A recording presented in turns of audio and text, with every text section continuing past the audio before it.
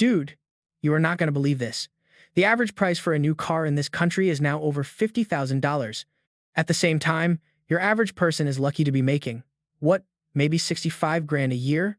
That means a single car costs you pretty much your entire year's salary, and that's before the government, the insurance company, and the gas station all take their cut. And let's not forget when it definitely breaks down. So you end up with these gigantic ships just full of cars that sit around for 500 to 800 days without anyone buying them because everybody who might want one is getting absolutely buried by these insane 7-year loans with payments over $1,000 a month. Oh, and here's the best part. The interest quietly adds another $30,000 to $40,000 to the final price. This isn't just a slow market, little bro. It's like car prices took a private jet to the moon while our paychecks got left at a bus stop in the middle of nowhere. And the whole system just kept on selling cars like everything was totally fine. See, when prices get this disconnected from what people actually make, you don't get a mad dash to buy stuff. You get total gridlock. And you can see that gridlock with your own 2 eyes on every dealership lot in the country.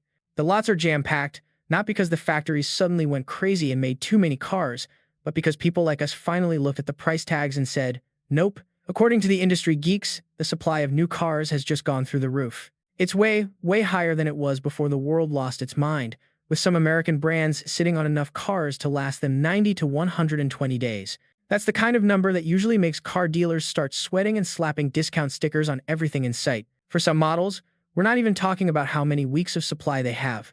We're talking about years. They're just sitting there, turning into bird bathrooms. This whole pileup is worse for the expensive, so-called normal cars. You know, the ones they market as the perfect vehicle for a family. Those giant trucks and SUVs that used to fly off the lots, they're now a $60,000 to $80,000 decision before you even talk to a loan officer. So, the second people get a little nervous about their money, those things don't just sell a bit slower. They stack up like cordwood.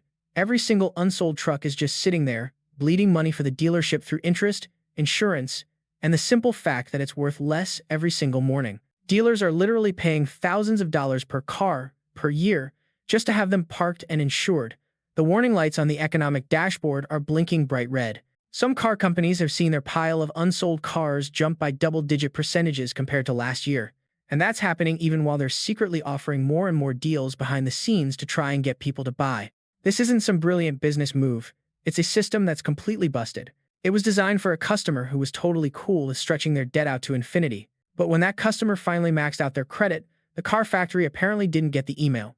The whole supply chain just got completely clogged up. And it's not hitting everyone the same way. The brands that are known for being less reliable and more expensive are feeling the squeeze first. Cars are sitting on the lot for so long they need new batteries. Their tires start to get funky, and they need software updates just so they can be sold. All that just chews up any profit they were hoping to make. A car that doesn't sell quickly turns into a money pit, not an asset. Every extra day it sits there, its actual break-even price goes down, even while the sticker price in the window stays ridiculously inflated. This is how a crisis starts without anyone noticing. Not with empty car lots, but with lots that are too full of cars that no rational person can afford. The inventory didn't just pop up overnight. It piled up slowly as our ability to pay for any of it just evaporated. One buyer at a time just looked at the price and said, "Get out of here." And once you have way more cars than people who can actually buy them, the car companies lose all their power, and the whole thing is primed for a spectacular collapse. Once the cars stop moving, you have to ask the really obvious question. Who on earth were these prices for? The answer shines a massive spotlight on why the whole market tanked. Car prices didn't go up with our incomes, they shot past them into another dimension. The average new car is over $50,000, while the average person in this country makes around $65,000 a year before the government gets its piece. That's not just a tiny gap. It means a single purchase requires 70 to 80% of your entire year's work. And that's before you pay for insurance, gas, registration, or a single repair. When the math is that broken, demand doesn't just slow down, it dives off a cliff. This is where it all just completely shatters. A $50,000 car, with today's financing rates, means you're on the hook for a monthly bill that's easily $800 to $1,100, even if you get one of those super long loans. Stretch it to 72 or 84 months, and sure, the monthly payment drops a tiny bit, but the total you end up paying explodes. People are quietly agreeing to pay $65,000 to $75,000 in total for something that's losing value every single day, all while our paychecks are growing at the speed of a turtle. The whole game only works as long as buyers are willing to just ignore that terrifying final number. But families can't afford to play that game of make-believe anymore. Car insurance rates have shot up by 20 to 30% in a ton of places. Simple repairs now cost hundreds or even thousands because of all the fancy computers. Then you pile on gas, registration, and taxes. Having a car has gone from a normal expense to a crippling monthly payment that's in a knife fight with your rent, your groceries, and your medical bills for every last dollar you have. And that is the exact moment when people just stop buying. This is precisely why all those cars are just sitting there. The car market didn't get what kind of cars we want wrong. It completely misunderstood the reality of our bank accounts. The car companies just figured we would always be okay with higher payments, longer loans, and taking on more risk. That assumption crashed right into our flatlining incomes and the rising cost of literally everything else. When normal people can't afford things anymore, no amount of slick commercials is going to bring them back. And here's the kicker. This whole meltdown doesn't start with the super fancy luxury cars. It starts when regular, mainstream cars get so expensive that people just can't justify it. Once that line is crossed, buyers don't just pick a cheaper car. They just quit playing the game entirely. That's when they run over to other options where they think they'll find a deal, but they're about to get a rude awakening. When new cars became unaffordable, the demand didn't just evaporate, it just moved. Buyers swarmed the used car market, hoping to find a break. That should have fixed things, but instead, it just revealed the next layer of the whole con. Used car prices were never allowed to come back down to earth. They were artificially pumped up to take advantage of people's desperation, not to reflect what the car was actually worth. The result is a market where cheap doesn't even exist anymore, only less expensive debt and a whole lot more of a gamble. Used car prices are still at insane highs, even though there are more of them for sale now. We're talking 10 to 15-year-old cars with 150,000 to 200,000 miles being sold for $6,000 to $10,000. A decade ago, that would have been a punchline. For a lot of cars, the price gap between a slightly used one and a brand new one has shrunk to just $1,000 to $3,000, which completely destroys the whole point of buying used to save cash. When cars stop losing value the way they're supposed to, the whole market gets constipated. This price inflation isn't happening because the cars are better or harder to find. It's because dealers are just offloading their crazy costs onto you. They buy some high-mileage clunker at an auction for peanuts, and then they flip it to some poor sucker with zero protection. No warranty, no room to bargain, no safety net for when it breaks down. The risk of the engine blowing up, which used to be the dealer's problem, is now 100% your problem. A single transmission fix or an electrical problem can set you back $4,000 to $7,000, which could easily be more than the entire car is even worth. The math gets even more disgusting when you finance it. Interest rates on used cars are often 8 to 12%, meaning a $9,000 car can end up costing you $12,000 to $14,000 by the time you're done paying it off. And this is for a machine that's already basically at the end of its life. This isn't affordability, it's a ticking time bomb. Buyers aren't really saving money, they're just taking on a huge risk right from the start in exchange for a slightly smaller monthly payment. What this entire mess creates is a trap, not a solution. New cars are out of reach because of the price, and used cars are out of reach because they're fragile ticking clocks. The middle ground, the good old reliable and affordable car, has been completely erased from existence. The market now gives you two amazing choices: go into long-term, soul-crushing debt for an overpriced new car, or gamble on short-term survival in an overpriced used car that has absolutely no safety net. This spectacular failure is exactly why all the inventory is just sitting there. When neither choice makes any kind of sense, buyers don't just pick the lesser of two evils, they freeze. That freeze is why cars are just parked on lots, unsold, quietly losing value. And as people like us back away even more, the system has to stop trying to be affordable and instead just try to be really, really persuasive. So they stop trying to make it easy on your bank account and start messing with your head instead. When people look at the price tag and go, "Are you insane?" The system doesn't lower the price. Oh no. It just switches up the sales pitch to play on your anxiety. Since being able to actually afford a car is a complete joke now, the whole game shifts from being straight with you to using cheap psychological tricks to get you to sign, even when the numbers are a total dumpster fire. Their first move is to play word games. The price is now the value. The cost becomes your investment. And that legally binding debt sentence? It's just a friendly agreement. None of that is by accident. It's all designed to make you drop your guard. This happens right when you're about to lock yourself into a purchase that costs more than my entire college education. All these studies show that just by changing a few words, they can completely screw with your decision-making. It's enough to get you to sign, even when the price is absolutely bonkers. And for the really expensive stuff, forget about it. Once you're talking over $50,000, they start pulling out all the verbal tranquilizers to soften the blow. Trick number 2 is the classic hide the ball. They will absolutely not tell you the real out-the-door price. They either spoon-feed it to you in tiny pieces or just conveniently forget to mention it until you're already trapped in a tiny office at the dealership. And it's not like they're bad at addition. Trust me, They know exactly what the taxes and fees are. It's a power move.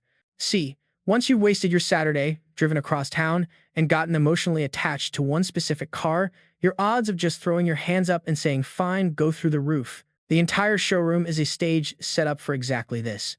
Their job isn't to be clear, it's to get you so committed you can't back out. The third scam is the financing sleight of hand.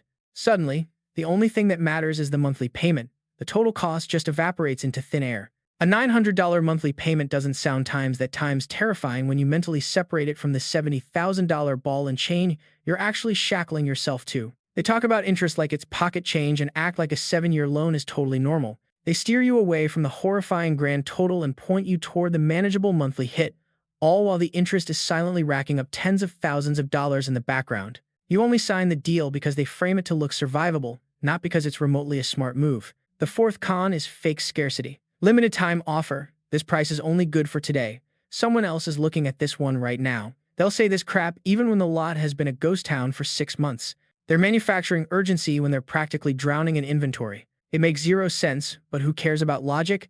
If they repeat the lie enough, your caveman brain starts to panic. This is how normal people end up with a car payment that's higher than their rent, not because it fits their budget, but because their brain got hacked. The whole process is about swapping out actual affordability for a slick performance, and they cash in your trust for total control. The more we say no, the shadier their plays get. But even the world's best sales pitch eventually runs into a brick wall called reality. When your bank account is already on life support, no amount of smooth talking is going to magically generate cash, and that's when the whole system plays its trump card. The only thing holding this whole circus together is ridiculously long loans, stretching the fantasy of affordability across the horizon. The insane cost isn't fixed, it's just kicked down the road for future you to cry about. When the sales pitch doesn't work, they just weaponize time itself. Financing is the rickety bridge, connecting prices you have no business paying with people who are about to walk away. The illusion works because the debt is spread so thin you can't feel how heavy it really is. What they're selling you as opportunity is just a delay tactic, and what feels manageable is really just you being on the hook for way longer. Car loans used to be, 48, maybe 60 months? Now they're just casually writing them for 72 or even 84 months. You're literally going to be making payments on this thing long after it started to fall to pieces. That's the whole point. A longer term makes the monthly number look small, but it inflates the total cost into something you wouldn't even recognize. A $55,000 car, with the interest rates they've got now, can quietly become a $75,000 or even $85,000 nightmare. The interest alone could be $25,000 to $35,000 over the life of the loan. The car's value drops like a rock the moment you leave. But that debt? Oh, that debt is forever. The whole thing is a setup. They only ever want to talk about the payment, completely disconnected from how long you're paying and what the final number is. 7 years somehow becomes just 84 easy months. And the interest rate? Buried in paragraph 6 of the fine print. They need you focused on whether you can survive the payment times month, not on whether the entire deal is a catastrophic mistake 5 years from now. This is how they fake affordability in a world where prices completely detached from our paychecks ages ago.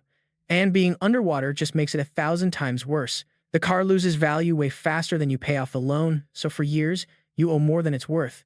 Trading it in is a trap. You just roll all that negative equity into the next loan. It's a financial death spiral where every car you buy forces you into an even longer, more insane loan just to keep your head above water. Your ability to get to your job is now tied to you constantly refinancing a mountain of debt. The whole system is a house of cards. One tiny thing goes wrong, you lose your job, you get a surprise medical bill, or your car insurance randomly doubles and the entire thing can collapse. You don't own that car, you're just leasing it from the bank. The second you miss a payment, they come for you, because they know how fragile the whole arrangement is. This whole industry is running on a constant flow of cash from people who are already broke. That's why financing has become the main event. It's a mask for prices that nobody in their right mind would pay if they had to write a single check for it. But stretching out the timeline isn't a solution, it's just delaying the inevitable. Making a loan longer doesn't make a car affordable, it just pushes the crisis into the future, a future where the car is a piece of junk that needs constant repairs and is basically a relic. But guess what? You're still paying for it. And when millions of us are stuck in these loans, it doesn't just screw us over, it poisons the whole market. Used car prices get wrecked, and even the banks start getting nervous. When the only way to move a product is to bury people in debt, your market isn't healthy. It's just living on borrowed time. I mean, come on, when you're stuck paying for something for 7 years, you'd at least hope it was built to last, right? Wrong. So wrong. The cars themselves are designed with the exact opposite philosophy. Modern cars aren't built to be repaired, they're built to be replaced. This is where the financing fantasy crashes head-on into engineering reality, and you can't pretend it's not happening. This whole planned obsolescence thing isn't even a secret anymore. They've replaced simple, fixable parts with these insane, sealed computer systems that turn a tiny glitch into a four-figure repair bill. A part that used to be a $20 or $50 DIY job is now baked into some electronic module that costs 400, 800, maybe even 1,200 bucks to get replaced. One bad sensor can break half the features in your car. A little cracked piece of plastic means you have to buy an entire door assembly. They're not forgetting to make things repairable, they are actively designing them to be impossible to fix. This completely changes the math on owning a car. As it gets older, the repair bills don't just creep up, they skyrocket. All the computer modules, the software that's locked down, and the dealer-only special tools turn a simple fix into a major financial crisis. It takes more hours, the parts are impossible to find. What used to be a $300 job is now a should I just light the car on fire decision. For people already trapped in a long-term loan, this is where the real nightmare begins, not at the dealership, but a few years down the road. And the parts supply is another part of the trap. Car companies just stop making parts way earlier than they used to, basically forcing you to either buy a new car or call it a total loss after just a few years. They simply won't have the part you need, so good luck digging through a junkyard. This intentionally shortens the car's actual lifespan, all while your loan payments just keep on coming. You end up with this massive gap between how long the car works and how long you're forced to pay for it. And all the right to repair garbage they pull just makes it worse. You need special tools, locks, software, and parts that are coded to your specific car's VIN. It stops anyone but the dealership from fixing it, even if it's a simple mechanical issue. You are literally locked out of repairing the machine you supposedly own. And that's not just about greed, it's the entire business model. When fixing the damn thing becomes such a nightmare, buying a new one starts to look like the only sane option, which is exactly what they wanted from the start. This whole build-to-break philosophy poisons the entire market. The cars depreciate faster because everybody knows they're just ticking time bombs of future repair bills, so their resale value is garbage. The banks see this and react by offering even longer times loans to hide the fact that the asset is basically disposable. And the dealers have a harder time selling new cars because people are getting terrified of committing to something that rots away while they're still drowning in debt for it. In a market like this, the high prices have nothing to do with quality or longevity. They're justified by trapping you in a never-ending cycle of replacement. When cars are literally engineered to die early, while the loans to buy them get stretched into eternity, the game isn't about transportation anymore. It's about how to extract the maximum amount of cash from your wallet. And once you really see that imbalance, no discount or sales pitch is ever going to sound good again. So here's the thing, man. The problem isn't the sticker price anymore, it's the actual car. When you know a hunk of metal is designed to fall apart, and you're going to be in debt for it way longer than it's even useful, slashing the price isn't the magic fix they think it is. And surprise, it's not working. Because a coupon can't fix a fundamentally garbage deal. Knocking a few grand off the top doesn't change the fact that we're the ones left holding the bag. The total cost to keep the thing running is still a complete joke, and the risk of it turning into a giant paperweight is very, very real. Dealers are secretly hacking 5,000, 10,000, even 15,000 bucks off these things, and they're still not moving. They just sit there on the lot for hundreds of days, losing value faster than the dealer can slap new discounts on the windshield. This isn't people saying no to the price, it's people saying no to the whole scam. A $60,000 car with a discount is still a money pit for years once you add up insurance, interest, and the guarantee that something ridiculously expensive will break. The math just doesn't work, even after their so-called deal. What those huge discounts are really screaming is that they're desperate, not that you're getting a bargain. Look, in the old days, a little cash back would get the ball rolling if prices got weird for a second. This is not that. This time, the prices launched into another galaxy. The entire deal was basically built on this fairy tale logic where credit is free, your paycheck magically grows every year, and your used car is somehow worth more than you paid for it. Well, reality finally called, and now their little incentives are like putting a Hello Kitty Band-Aid on a compound fracture. So guys like us don't see savings, we just see proof that the original prices were a total ripoff to begin with. Their credibility is completely shot. When you see a car with tens of thousands of dollars knocked off, it just confirms that its original price was pure fantasy. That doesn't just kill sales, it kills any trust you had. You immediately start wondering why it needed such a massive price cut and if the resale value is about to dive off a cliff. Today's deal is tomorrow's financial anchor, and people are finally catching on. On top of that, these little discounts don't even make a dent against the nightmare of financing. Interest rates are still insane, and those super long loans just make it all worse. A $12,000 discount gets completely eaten alive by the interest on a 72 or 84-month loan, especially when they're hitting you with over 7 to 9%. So from your end, the savings are just for show. You're still trapped in a long, brutal payment plan that's completely exposed to the next time the economy decides to implode.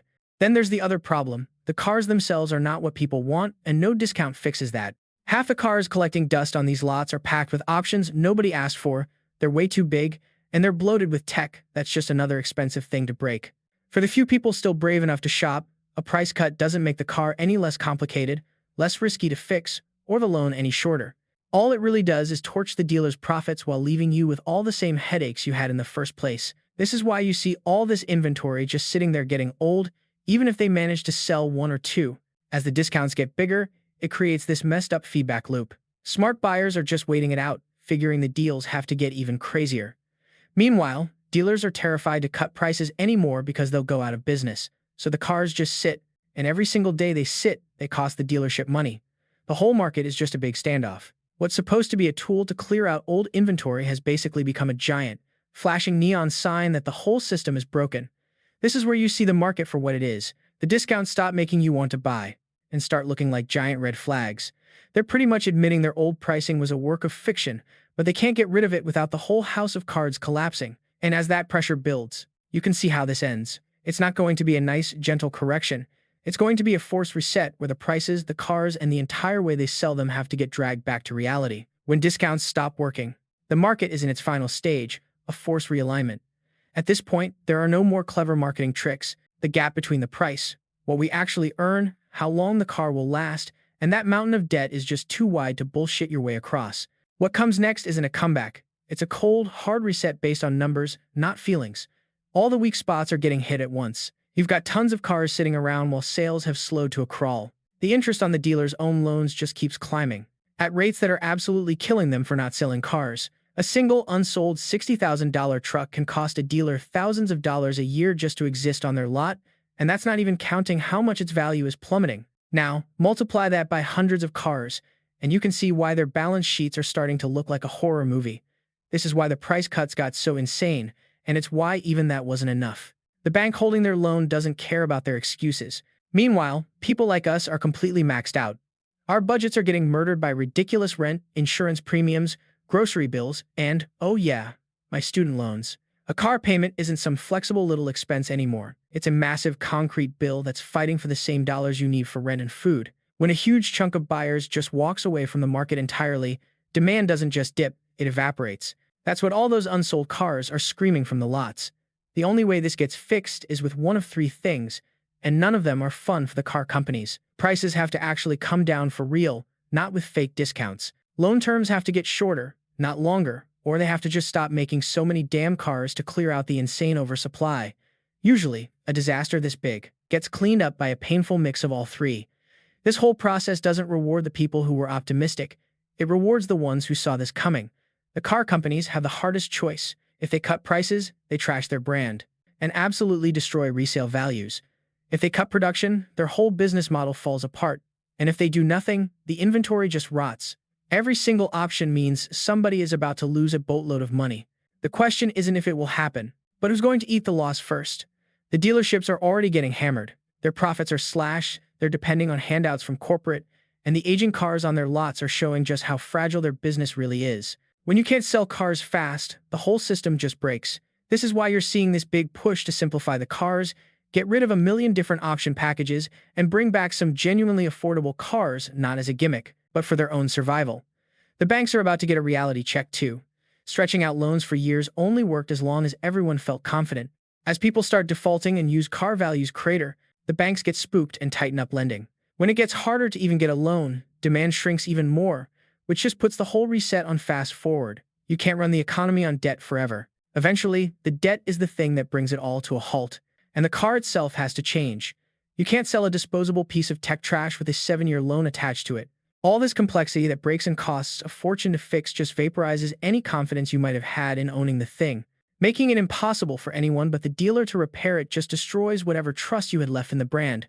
All of this stuff is a huge part of the decision now. People aren't just looking at horsepower anymore, they're calculating the risk of financial ruin. This is the endgame the market is crawling toward. It's not a collapse, it's a correction. It's not panic, it's just things going back to normal. The industry pushed prices and debt way past what our paychecks, the car's actual lifespan, and our trust could ever support. That party is officially over.